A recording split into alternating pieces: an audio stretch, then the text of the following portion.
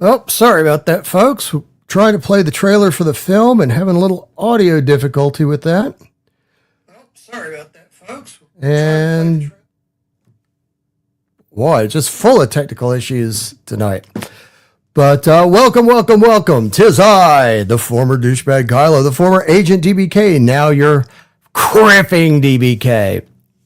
And this is a conversation with my friend, my pal, my buddy, my close personal acquaintance, the director of the forthcoming horror film, How Jessica Died. My friend, Rich Nathanson. Welcome, Rich. How are you? How's it going, man? It goes. Let me, while we're getting started here, let me show some of our earlier comments. My friends, the Ryder brothers, I don't know if they're going to make it in, but they sent woohoo. And then live, we've got Theta the Grid in the house. Theta worked really hard on putting together that new intro video we just played. We got Yarwe. I can never get your name right, Jeff. Yarevo, who's got a brand new channel and just hit 50, count them, 50 subs. Hail to the great Casey of Casey's Creepy Creations. Casey has been saying, how can I throw money at the movies you're making? Well, we're going to talk about that later tonight, Casey. Casey.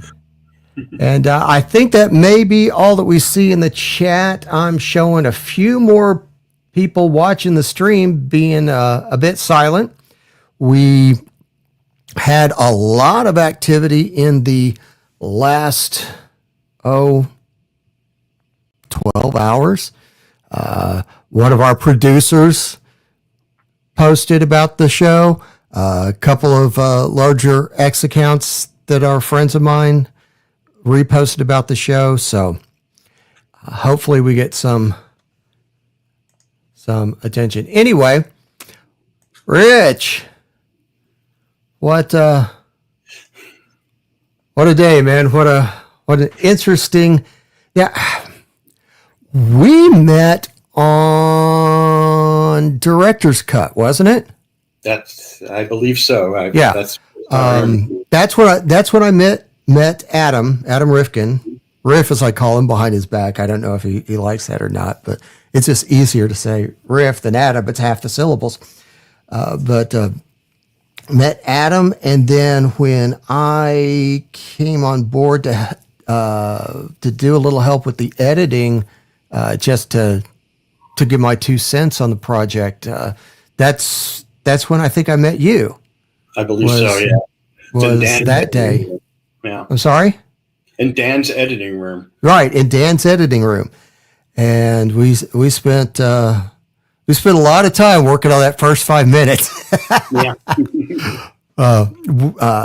Some of the people in this crowd and some of our other friends just recently watched Director's Cut off Tubi in a private stream, and I told the story. I don't know if I told you this story, but that opening shot that we see the ample backside of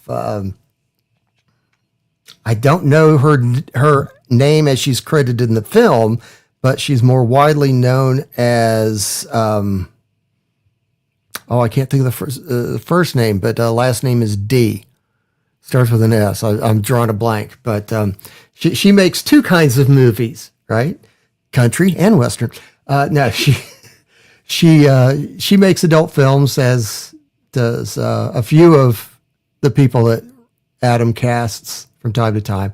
And we spent so much time watching that clip, tweaking it. Dan, can you do this? Dan, can you do that?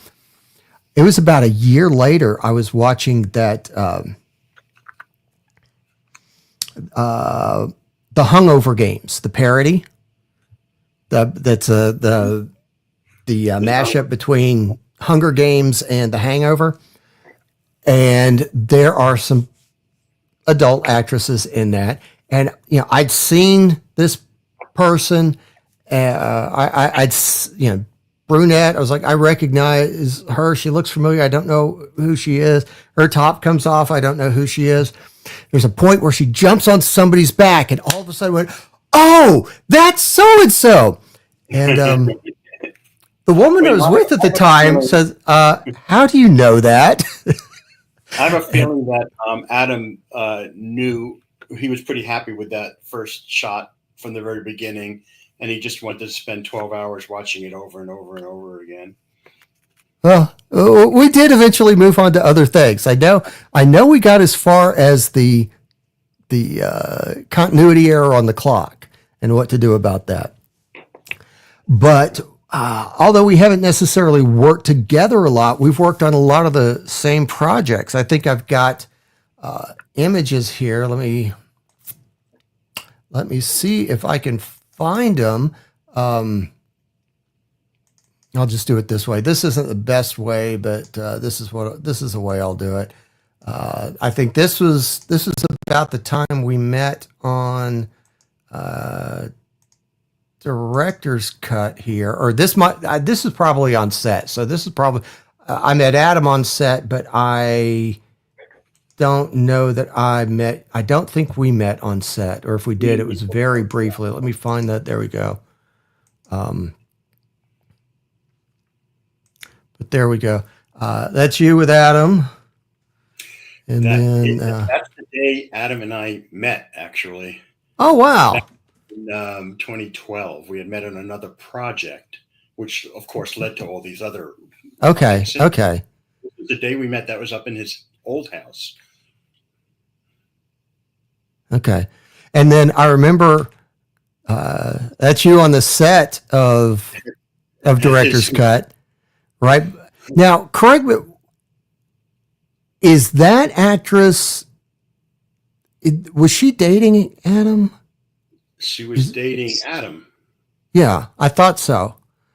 She was dating. I thought that is the case, but you were the comatose patient underneath the nurse getting stabbed to death. Yeah, I'm credited as guy under stabbed nurse. Yeah, we don't talk about how I'm credited, but that's fine. This was on the set. This was Penn as Herbert Blount. That's right. And then that's one of the producers. That's Peter Golden. That's correct. Yeah. That I thought so. Man, nicest Hollywood producer I have ever met, bar none. I tell you that. Yeah, we worked on The Aristocrats together. You did. I love that film. My former classmate's ass is in that film. Oh, well, let me write that down. I think that's important. Yeah. Carrot Top showed his. I got through a year of high school with Carrot Top without seeing the crack of his ass, and I go to see that movie. And yeah. Now he's wearing a Burt shirt. Was this on the set of Director's Cut, or is this on the set of The Last Movie Star? You can see in the background it says "knocked off." Oh, you're good point. Good point. Okay, so that was Director's Cut. The film was knocked off. So he was already wearing the Burt shirt, because I remember he first told me about the film that became Last Movie Star when we were editing. When we were working on the edit in Dan's apartment on Director's Cut.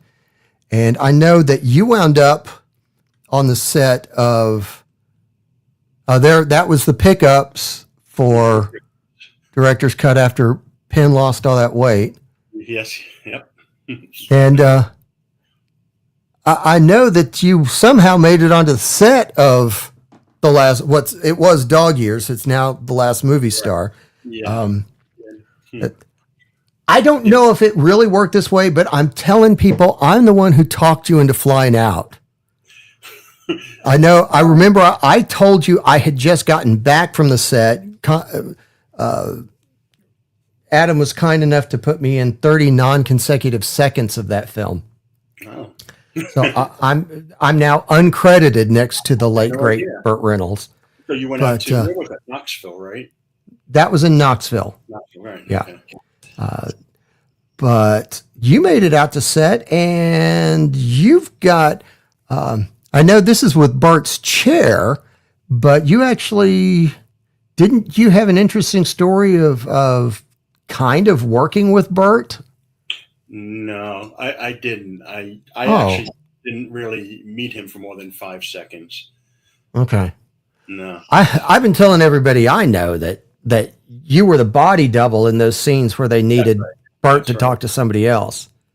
I was Teller's body double at one point on a different show. Believe Oh, it or not. really? Yeah. They used to have a variety show on FX network called Penn and Teller's Sin City Spectacular. And Mm-hmm. there's one of they opened with a trick every week, and one of the tricks was there's a hoedown theme. So everybody was cowboys and cowgirls, including Penn and Teller, and the song was about how Teller was going to walk right through a cow. So he does the trick, but Teller never got to see how the trick looked. So he, during rehearsals, went into the audience, and I walked through the cow. And yes, I do have Nice. NDA on that. Nice.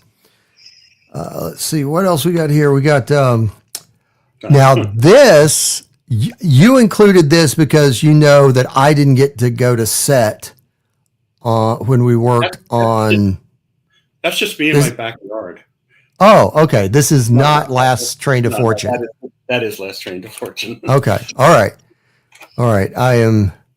I tell you, I'd read the script on that one and I still cried. Yeah, it's pretty damn good. Yeah. And then let's see, what else did you send here? Is that yeah, I think that's it. So let's, what I don't think I've ever heard is how you got into movies in the first place. Well, I was a teenager, and one of my best friends, his father was a producer and unit production manager and supervising producer. He wore a lot of hats on big budget movies. He worked for Warner Brothers, etc. And I was so into movies at a young age that he would sit and we would talk for hours. And then I would see scripts laying around the house.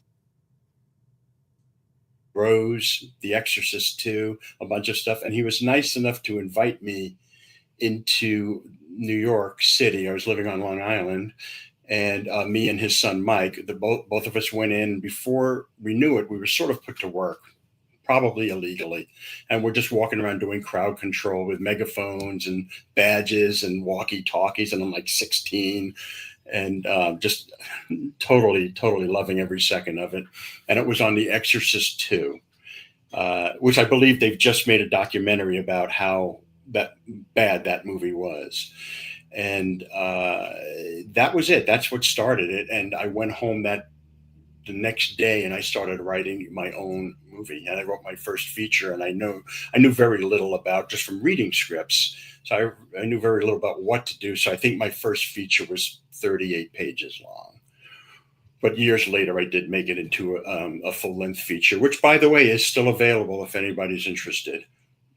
Well, how old were you when you wrote it? Oh my gosh. I was probably 16 or 17. Wow. Yeah. Well, what's it called? How do we find it? It's called, oh, you can't find it anywhere. It's probably still in the back of my trunk somewhere. Okay. It's called Descendant. And it was sort of along the lines of American Werewolf in London. Years before American Werewolf in London. So when I saw American Werewolf, I was very happy because that was kind of the flavor of my movie. And I was like, wow, it can work. So it's like a comedy horror with Houdini coming back into this teenager who was loosely based on me, and his friend loosely based on my high school buddy, Paul. And then I got that optioned by the people who did Trading Places at the time. Oh. And yeah, so that was very, very cool. And, like not only like everything in Hollywood, but everything I'm going to tell you pretty much now, tonight, it went nowhere. So, Isn't that the case for so many of us? 95% sure. Yeah. Yeah. I mean, I was in an office once where Marshall Brickman, who co-wrote Annie Hall in Manhattan with Woody Allen, he was making his own movie called the Manhattan Project.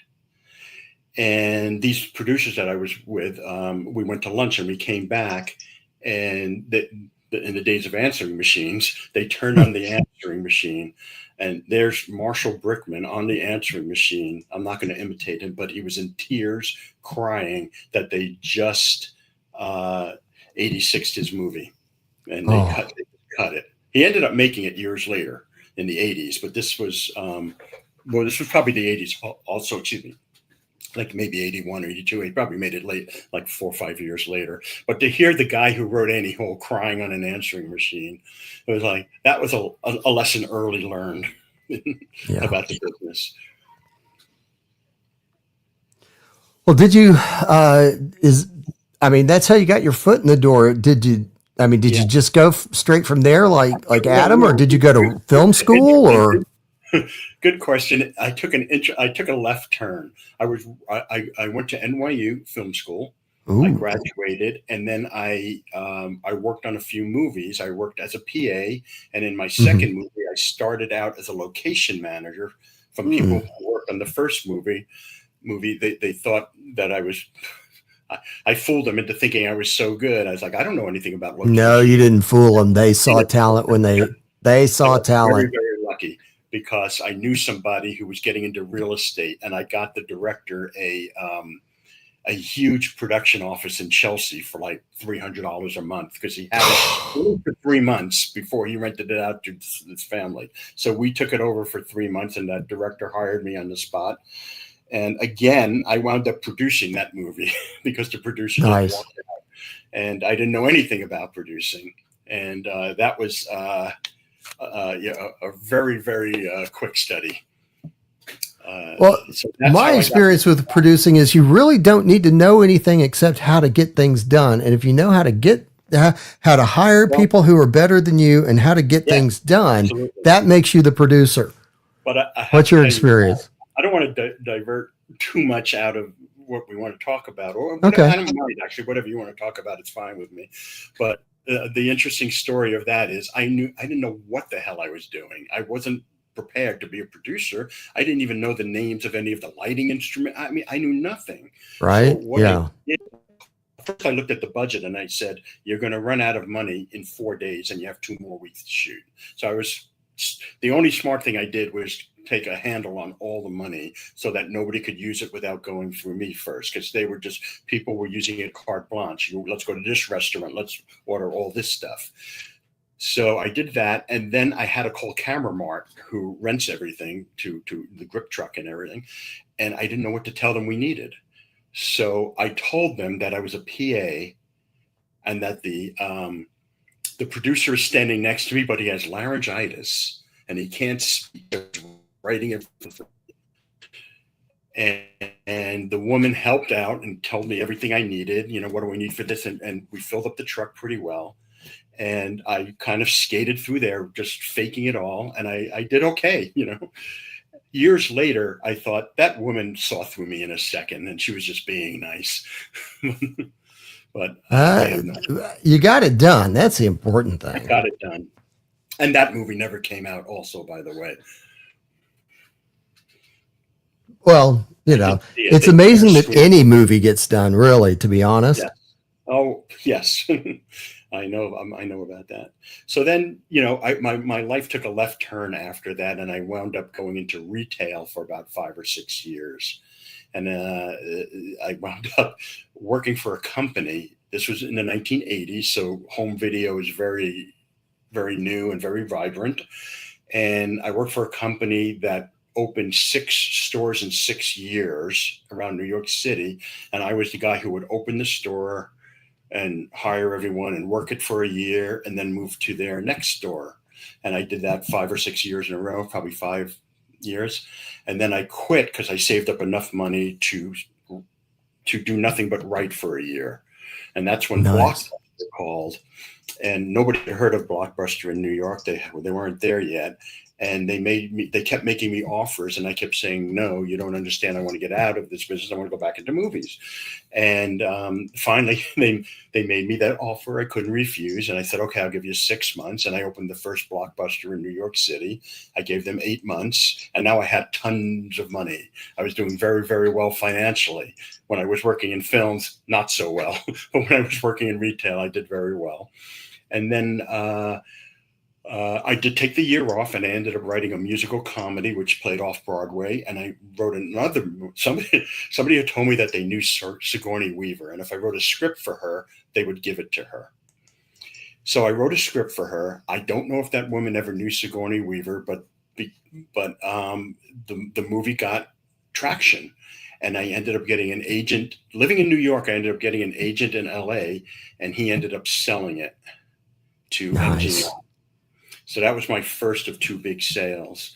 And I had to go out to LA because that's part of the deal, is that you get to do the first rewrite. So I ended up doing the rewrite for MGM, and I kind of never went back. I was kind of bi-coastal for a year, and then I realized I guess I'm staying in LA. So half my life I've been in LA. The first half I was in New York. And ever since then, it's been half successful, half struggle. It's, there were times that it's just really, really hard, and there were times where you have a really good year or two. Oh, cool. Yeah. Yeah. I from my experience observing, I mostly observe from a distance. My experience is it's very few that can be successful even half the time. There are a handful who are, everything they touch turns to gold. And most people, they get one flash in the pan, and they better make the best of it because it's the best it's going to get. It's, there's a Woody Allen line that I love where somebody asked him, do you think Hollywood, I might be paraphrasing, do you think Hollywood is based on talent? And he says, yes, I believe it's based on talent and luck. And I always thought that was so true. Yeah. All righty. Well, we're here to talk about director's cut. Let's try and roll this. Let's try and roll this trailer again. Okay. I think I might have figured it out. What I did wrong the first time. Our brand new trailer.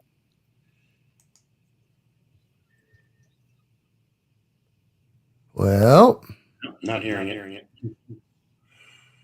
I try this one more time. Right. I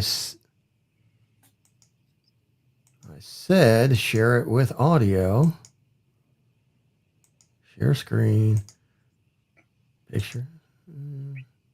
Turn on the audio. Add to stage. It's not going to work. I'm going to have to take another. It's on this dark side, so people could always see it there. Right. What I'm going to, and that's basically what we're going to have to do to get it to work here. We're going to have to share it from that site.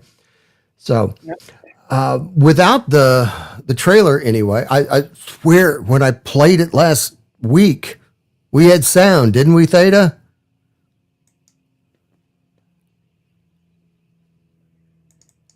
Anyway, let's instead of that, let's look at some of the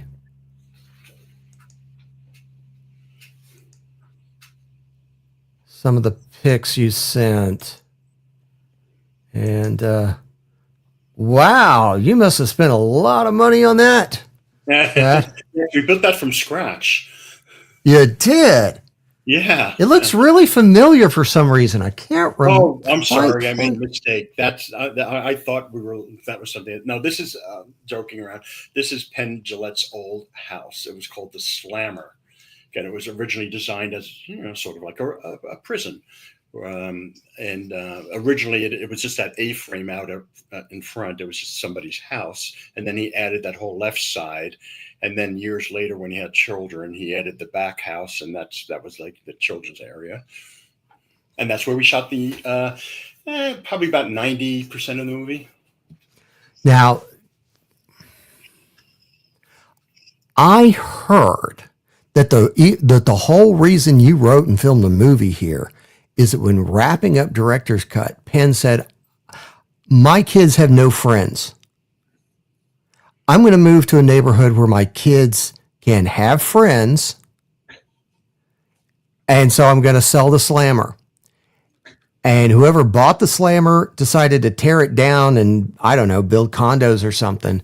And Adam said, before they tear it down, you got to make a movie. You got to do something. You got to make a movie there. Is how much of that is truth and how much of that is BS? It's entirely true. We were doing VO for Director's Cut because Penn had a DJ studio there. So that way we didn't have to rent out a studio. Yeah, it was me and Adam, and Dan actually came too. The editor, Dan Flusher, amazing editor. Oh yeah, and he came down too. So we would take breaks and come outside and just walk around there, and we were looking at it. And yeah, Penn said the developer is probably going to build a whole community here because he had owned all the land around it. You could see there's no other houses, so it wasn't just that one area, which is big unto itself, but it was all hundreds and hundreds of thousands of feet around him. So they bought all that land from him. So they were able, I haven't been back, but they were able to build a whole small community there. But in the meantime, we're outside taking a break, just walking around in that patio area. And I can't remember who said what, but all I know is that Penn said they were going to raise it and they were just going to tear it all down. And one of us, I like to think it was me because those clowns, fair enough. They don't know anything. No, I honestly can't remember who it was, but it might have been all together. We were all kind of spitballing and said we should do something. And then somebody had an idea like we should just blow it up. And then it was like, that might be too much. We probably can't get the city to let us do that. Why don't we just knock it down and destroy it by the end of the film? And that was the genesis of the whole project. And so you wrote a movie that you could film there and film it being destroyed. That's right. You know, cool. when film crews come into a house anyhow, they always break shit, you know? Oh, yeah. So it was like we didn't have to worry about anything. If we hit something and broke it, it didn't matter, you know. But not only could we break stuff, we're actually gonna we obviously didn't get to knock everything down. That would be insane. You know, we were still back then considered an ultra low budget film. Now we're higher than that. But you know, we demolished a little bit of it, the whole side of it, and I don't want to give away too much because it's of fun course. How it's demolished. I was just toying with the idea of perhaps telling you, but I've made it this far without telling anyone, so I think I'll just keep it a secret for now. Okay, I keep the secrets. Don't let the. So, you know, when we sell this movie, the distributor or studio will put the secret right on the poster. Of course and give they it all will. away anyway. But I'd like to hang on to my integrity for another few months. Sure. All right. Yeah, there you are, actually on the set directing, and I think this blonde, that's the lead, right? Mel. That's Jessica. Yeah, she plays Jessica. Yeah. Yeah. I know who shot the stills on here, and I think she looks better on the film camera than in these particular stills. But she seems. This picture here and the one before were both taken directly from the film. Oh, okay. This is from a scene where she's talking about her past, and the other one is a scene where she's confronting the person who runs the place. Okay. And she's being kind of sarcastic. She really doesn't like him, so that's a sarcastic smile. Well, in the footage I've seen, the camera just loves her. I think she's cute as a button, adorable. Yeah. What would we know her from anything else yet, or? You know, she had a very short acting span. She went back to school. Okay. And good for her because you know. Oh yeah. I've always wished her well. I felt a little sad because I believe she was so terrific that she could have had a tremendous future. But you have to follow your own paths, and I'm totally for what she wanted to do. But yeah, she went back to school. I think, she did. So she hadn't done much before this either, which was stunning because she was so good. Yeah. Well, what I've seen, she's just amazing. I thought this was a love story. It is. That's a childhood picture of me. No, I'm kidding. It is. Yeah, it's a wacky movie, so there's got to be some nutty stuff in there. So this is, yeah, a little kid. She sees this little kid on her first night outside of the walls of the compound, and nobody believes her. And we're not sure we believe her either. And her boyfriend, who's in the movie, he also does not believe her. Gotcha. So, Interesting. We don't have to detail every scene, of course, but this is an interesting shot. You've got quite an ensemble cast. I guess a lot of horror films start with an ensemble cast, and it gets smaller and smaller as it goes. Is that the case here? Absolutely not. No, we keep the cast to the very last scene, and then things start happening, and not everybody makes it out okay. I'll just leave it at that. But we aren't working to get our above the line costs down over the course of the shoot by taking the talent out one by one. No, it's not a one by one movie at all. Okay, well, cool. No. Now is this the boyfriend? Yeah, this is the boyfriend. He plays Billy. Okay. This was his first movie, and now wow. He is like a big shot on General Hospital. Okay. Not that I watch, but yeah, you see the faces. Yeah. Cool. So there are some people that people would find around. So I think that's it for that slide. To do this right, I think I'm going to have to mute us both. Well, it's still not wanting to. Yeah, what do you got brewing now, Kai? I am trying to play the trailer off the web page and trying to do it. I gotta love it. Let's try to do it off the website. So let's share it as a tab. Wrong click. Stop sharing here. Let's add the window. Now, one way or the other. If nothing else, I can go play the video from the other night where we stream this. Let's get this going here. Let's get it. There's going to be a white banner around it. Sorry, folks. That's the best I can do right now. For some reason, StreamYard is not cooperating. And I gave them money today before doing this. So, all right. Let's try this one more time. And start from the beginning. And let me mute. And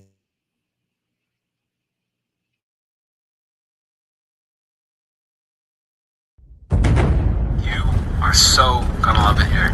You know how terrifying this is for me. Jessica, you're...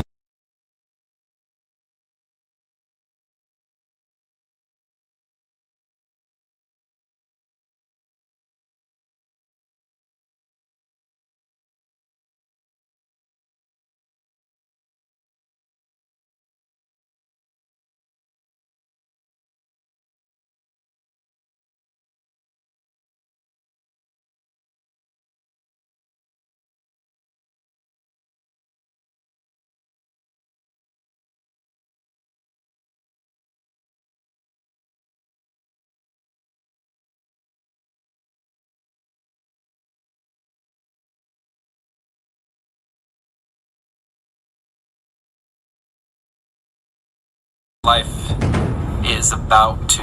You're breaking up. This place is gigantic.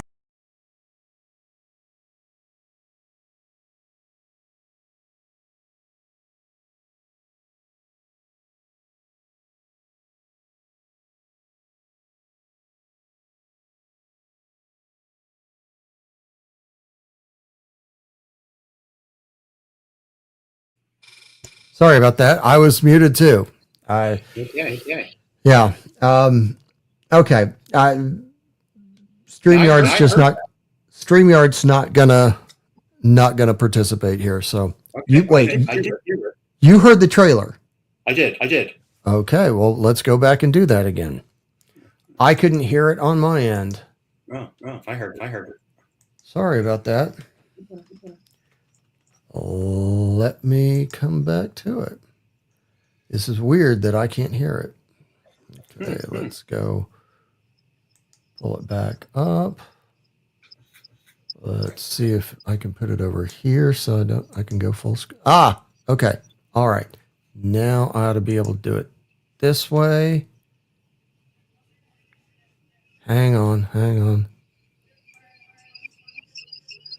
Yes, this is not a professional operation. Sorry to disappoint. Let's share the screen again. Microsoft Edge tab, share the audio, share, edit to stage, and then you tell me if you can hear it. Wait, this is the wrong video. Hi, my name is Rich. This video. I can hear that one. How Jessica Died. But don't let the title fool you. It's not as nasty as it sounds.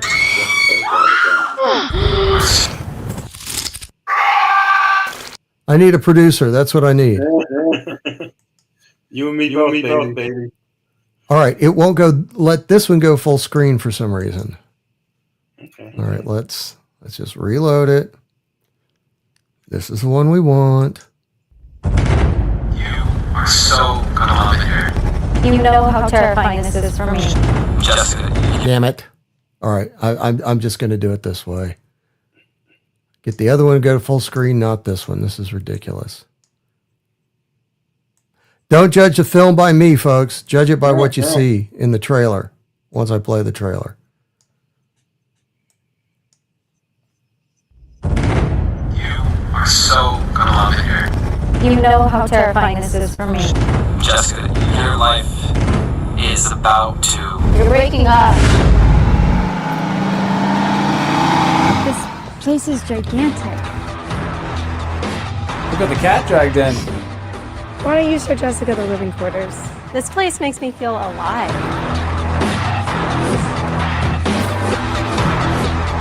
I'm glad you're here. I'm glad I'm here too. But what if your friends don't like me? They're gonna love you. The outside is just people pretending to be something they're not. This wasn't a mirage. I want to believe you. The mannequin wall can't handle a little truth.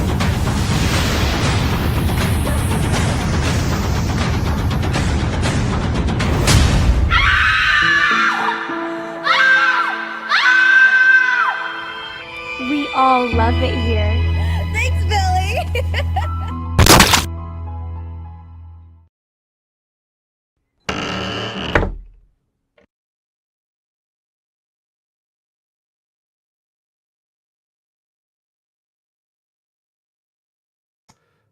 Finally, we get the trailer to work. And not the way we wanted, but close enough. All right, so what's the status of the film now? So right now we're in I'm getting an echo from you. Oh. My voice coming back, but it's okay. How about that? That's Is that better? Yeah. Okay. So it's shot. It's in the can. We shot 3 weeks. 2 weeks originally, and then pickups and a couple of days of special effects shooting. And now we're raising money for post-production to get it out the door. And I'm very happy to report that today, actually, we've reached our halfway point. I saw that. We've raised half the money. So we have 2 more weeks to raise the other half. But money's going to go to editing. It's going to go to VFX. The lion's share is going to go to VFX because we have Todd doing our VFX. Todd Sheridan Perry is a VFX supervisor who's worked on tons of Marvel films. And he was a supervisor on Black Panther, and he worked on Doctor Strange, and now he's on For All Mankind for Apple TV. So he's gonna For All Mankind. That's the Ron Moore. Yeah, it's the Apple TV show. Right. Ron Moore is the creator and showrunner, isn't he? I'm not sure. I don't know. I'm pretty sure that's. Yeah. So yeah, he must know him. so he's just fantastic, and we're really glad we have him. He's doing me a big solid here, like maybe a nickel on the dollar. And he still works his full-time job, so he's working nights and weekends for us. And I think the reason why is I've known him for about 30-something years, and we've always wanted to work together. And it's fun. We're having a great time doing it. So there's VFX, there's the sound mix, there's the coloring, and then once all that's done and editing, then we go into festivals, which costs money, and music rights and clearances, errors and omissions, lawyers, publicists. Right. It all costs money. You know how that works. Of course. We've raised half of it, and now we're going for the rest. Yeah, I'm looking at it now, and let me actually put this on screen. Now, you say half. The Seed and Spark part shows 46%, but there's other stuff that I mean, it's close enough to half. There's other stuff that's not showing up here, but people can go on Seed and Spark and pledge even $1, but at $10 you start to get rewards like the digital poster, cast and crew picture, digital picture, personalized, a tote bag, t-shirts. This I gotta get. I gotta get me the film crew hoodie. I don't think I got one, so yeah. We'll have to talk. Cool. I'm sorry. It's pretty cool. It's a pretty cool sweatshirt. Happy with it. Film crew hoodie for just $165 contribution there. Special thanks in the credits. Mm-hmm. You can be in the movie? Yes, sir. We shot the movie, but she has a hallucination scene. And in that hallucination scene, strangers talk to her. So what I'm looking to do is get a few people to say lines that are already pre-written, and she'll look up and see these strangers either giving her advice or calling her out on something during this 5.5 minute wacky hallucination scene. Okay. Folks in the chat, we may have to, I'm famous for saying I don't want your money. That Rich does. Rich needs it to finish up this film. But we may have to talk to you're not giving to Kai. I want that money. Yeah. We may have to talk to Stark and get up a Stark Relief Fund fundraiser real quick to raise $900 and put our own Ginger Wolf in this. Don't you think? I'll talk to Ginger. I'll make sure she does it if we can raise the money. Whoa. You'll analyze screenplays? I've done that for 25 years. I only stopped doing that while I was working on the film because it takes up too much time. But I am a script consultant and analyst, and I only work in person with people. I don't give coverage, and so this way there's like a back and forth between the writer and myself, and I probably work like 10, 12 hours on it. And then I sit for about 2 hours with the person, and we go over it page at a time, all the way, everything from anything from pacing to characters to act breaks, all to typos, just whatever, just to make your script the best it could be. And like I said, I've been doing it for 25 years, which, by the way, translates to a quarter of a century. But I've done it for individuals. I've done it for studios. I've done it for mini majors, production companies. I knew you did it. You did it for me. And we did it. We did it on a Zoom call. It wasn't a long. It was actually a short script, but it was. You had some really insightful things to say. Oh, thank you. Let me tell you, folks, it's worth every penny. I promise you that. Thank you so much. Okay. Whoa. A private Zoom call with Peter Atkins? Yeah.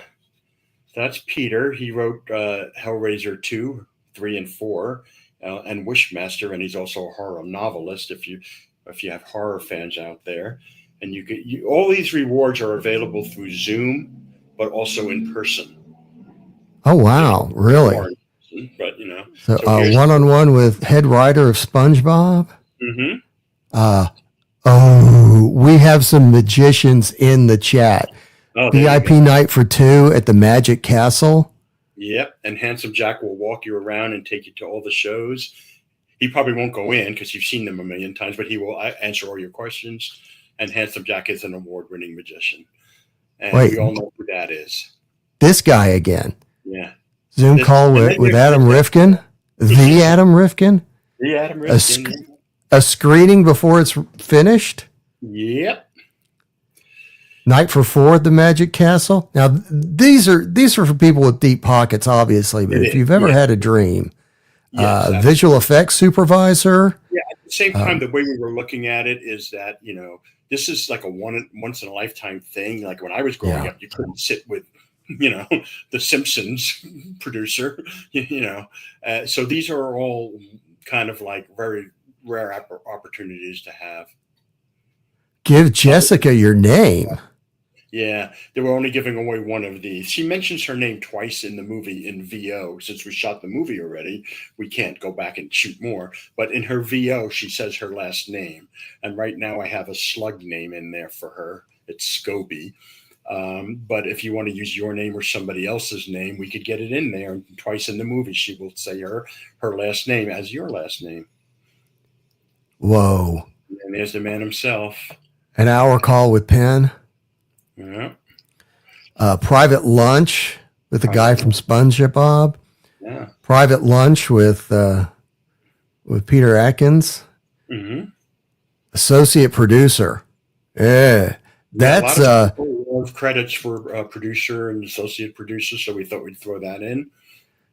So that's actually not just special thanks. That's an associate producer credit in the film. You'll be in the film itself. Your name will be on the film, but also on IMDb as associate producer. Wow, nice. Lunch with Adam. Yeah, lunch with the guy. Mean much, huh? I'm sorry. You and I, it doesn't mean as much. Well, I've had lunch with Adam twice, 3 times. Dinner once. I should point out that this is on the Fox lot with Michael Price of The Simpsons. Oh, so really? At the commissary. And if he doesn't walk you around the Fox lot afterwards, I will, because there was a time I would have jumped at that lunch with Bill Brady. Yeah, he's shooting his new show, which is a spinoff of Big Bang, called Stuart Fails to Save the Universe. Oh, follow him on Instagram, which you should. He's been showing all these behind the scenes things of where he's been shooting every day. Cool. Lots of location work, which he didn't do on Big Bang. Right. And then private lunch in Vegas with Penn and Gillette, and tickets to the show, and his book, which he will sign for you and in front of you. That's awesome, man. Yeah, so that's very cool. Obviously, a lot of these rewards are limited, only one available, that kind of thing. Right. I don't know that very many people are going to have deep enough pockets, but folks, if you've ever wanted a once in a lifetime chance to do any of this and be part of I've read the script, at least when I read the script, a not woke original idea horror film that's not this garbage produced by the studios, what the algorithm teaches them to write, something written very creative. And it's not trope either. I tried to stay away from every horror trope I could. Okay. And there's actually a grid that somebody made up as a joke of all the horror tropes, and I looked at it the other day, and I think there's 18 of them, and arguably I think I have one in there because she is a single mom, even though she gave her kid up for adoption, so you never see the kid. So I'm not even sure that counts. So it's trope free, ladies and gentlemen. Well, I know you've got to go, but I did promise that we'd answer some questions here. So let's try to get to that before we have to roll out of here.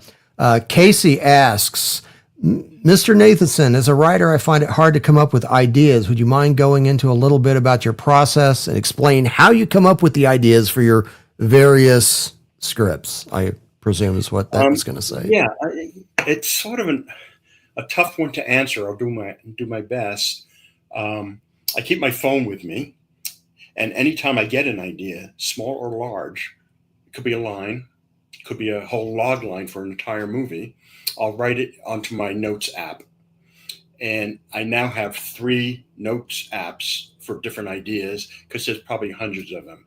So sometimes people are built like me where they just can't shut their brain off, and it's a really good thing, and it's a blessing and a curse at the same time, honestly, because you're just always thinking, and it's just nuts. But at the same time, that's how I come up with a lot of stuff. A lot of things I come up with, and I'm sure this holds true for many people.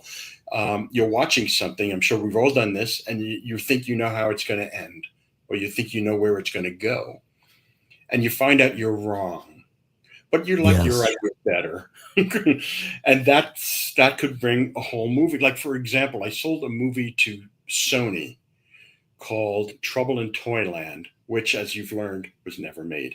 And I got that idea watching Die Hard 2 in the movie theater when it came out. And I said, I don't have kids, but if I had kids, I would love to take them to this movie. So the problem is, he says, fuck every 3 words. And I don't think I want my kids, maybe when they're 7 or 8, but not when no, I'm kidding. I don't think I want my kids to hear that at a young age. So why don't I write a kid's version of Die Hard? So I wrote a kid's version where it takes place in a toy store where they use all the toys to beat the bad guys. And the bad guys don't know how to use those toys because they've grown up. So, it was called Trouble in Toyland, but you'll get a kick out of this. Perhaps the working title was Cry Hard. So that's how I got that one. And then just anyway, a few scripts ago, I took 2 of my scripts and made them into one story, which I've never done before. Because one was like a silly Nick Cage action movie, and the other was about kids in a boot camp that were bad kids and how to learn how to be. How to overcome their problems. And I put them into the action film, and they end up saving everybody. So you just never know where your ideas. I'm trying to answer the question as best as I can. It could come from anywhere.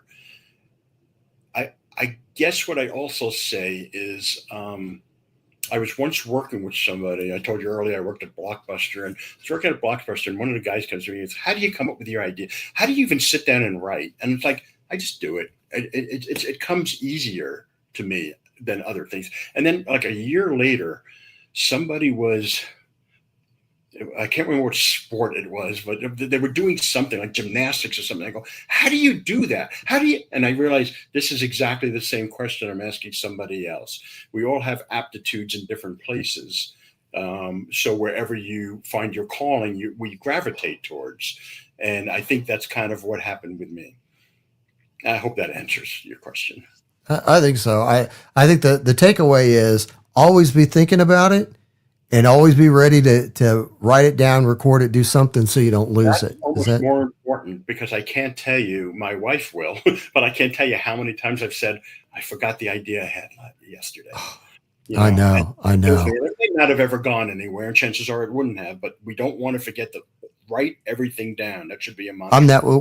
I'm that way with lines. I've gotten to the point that when a line hits me, it goes right into my phone now, so that I don't lose it. All right. I'm going to stick with the topic of writing real quick here. We've got this and 2 more questions. Norievo says, I plan on doing a big project later down the line. Writing is hard for me as someone with autism. How do you keep your creative juices flowing? A little bit answered in the last question, but I guess I could elaborate a little more and say there's a couple of things you can do. You could never be afraid of making self deadlines.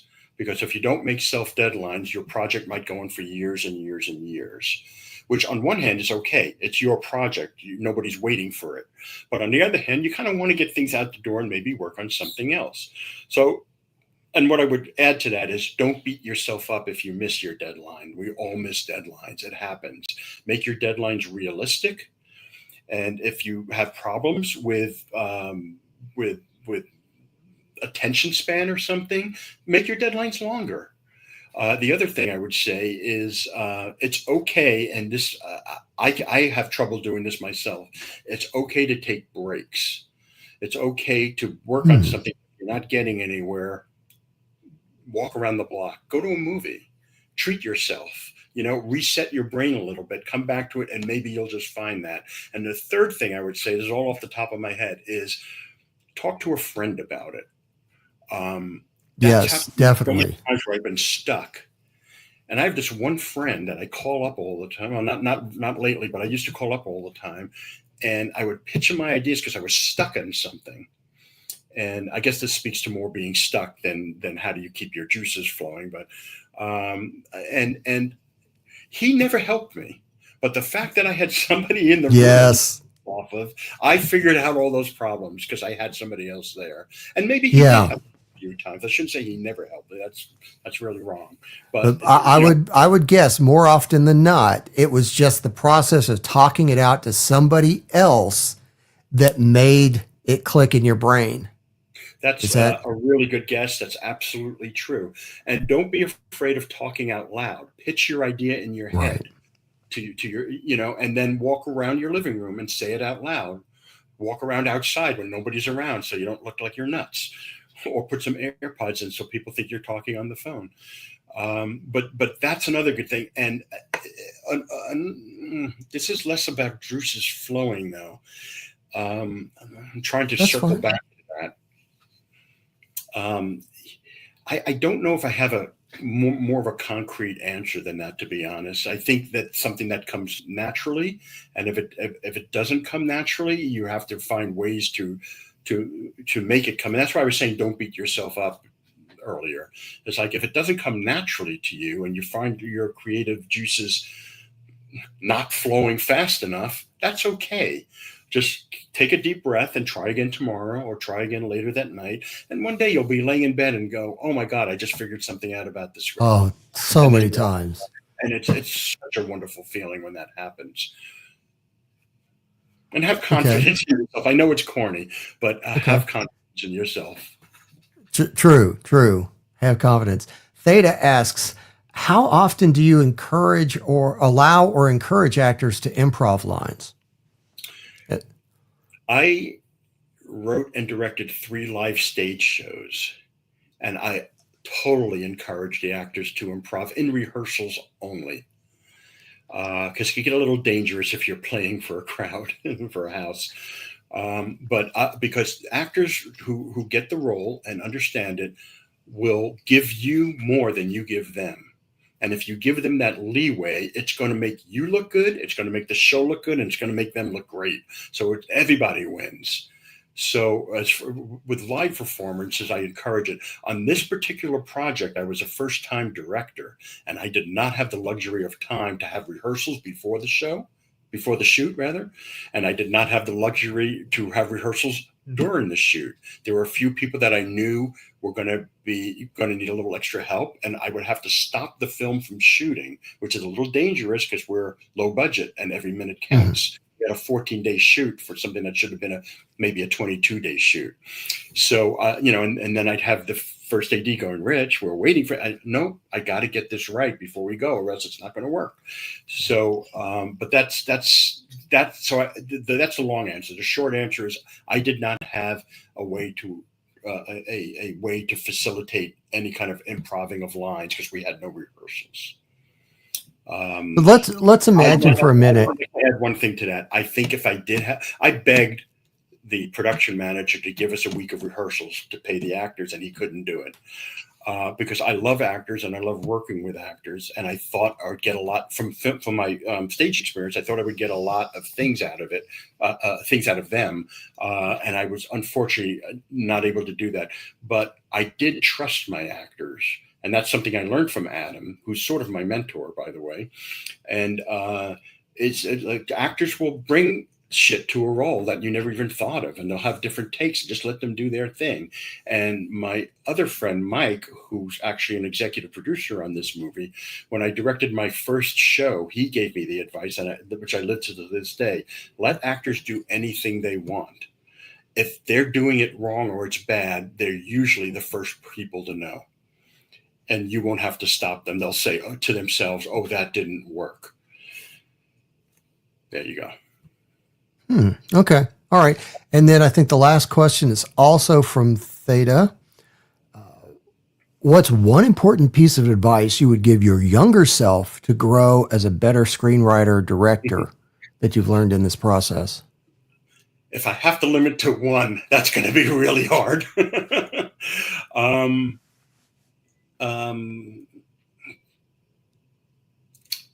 Yeah, I don't want to sound too corny, but it's something I said earlier. Not false confidence, but have confidence in yourself. Have confidence that you can do this. Because if you start, for lack of a better word, weakening, that could make a project fall apart or a project not as good. So I would tell myself to just keep strong, keep answering everybody's questions as fast as you can, even if they're wrong. Always supply an answer. Keep working. The thing about writing is it's like real estate. You own what you write. Nobody else owns it. And if it sits on your computer, it used to be physical, but if it sits on your computer for 10 years, you still own that house and nobody else does. You could sell that house 10 years from now. So I would say, don't worry, just keep writing, keep working every day. Things will start to come to you if you just keep working, because the more you write, the more you direct, the more you work, the more you think about it, the better you're going to be. And keep your ego the hell out of it. Cool. Great advice. Man, I know we've gone over, but I just want to thank you from the bottom of my heart for taking the time out to talk to us. We got people who are very, very interested in the project and in filmmaking, of course, and we really appreciate your time. Folks. Well, my pleasure. Folks, this is a great project. If you've got a little cash that you can throw at it, you can pledge as little as $1 on Seed and Spark. All you have to do is go to seedandspark.com and look up Rich Nathanson, and the How Jessica Died project is there. Or click the link in the pinned post or the pinned comment for this stream. Anything you can do will help, and I know Rich will appreciate it. I'll appreciate it, and it'll get things going. And we're gonna finish this up, but it's gonna be the more help we can get, the faster it's gonna work. If we can raise just a few more bucks, we'll put this thing to bed, and you'll be able to watch it next year, one way or the other. Alrighty, I think that's all of the questions and definitely all the time we have. Rich, again, thank you. It's so good to see you again, my friend. It'd been too long. It's so good to not see you again. Well, I tell people here, nobody here, one person here has seen me other than you, and you both can confirm. I keep my face hidden because the women in the audience would I can't fight them all off. I understand. Yeah. I've seen him, and he's right. The check is in the mail, Rich. All right, Rich. All right. Thank you so much. We'll be rocking this thing, and folks, I will let you know when it's coming out and headed to film festivals and when it's getting released. Once again, in the chat, Theta, Casey, DJ Play Nights dropped by. I missed that. Stark of Iron has shown up. If I missed anybody, I apologize. But that's it, folks. Remember, Now this stream you can like. In fact, please like it. Please share it. But, you know, you don't have to subscribe. You don't have to comment on my other videos because, you know me, I don't even want your money. Okay? Good night, everybody. Thank you. Bye.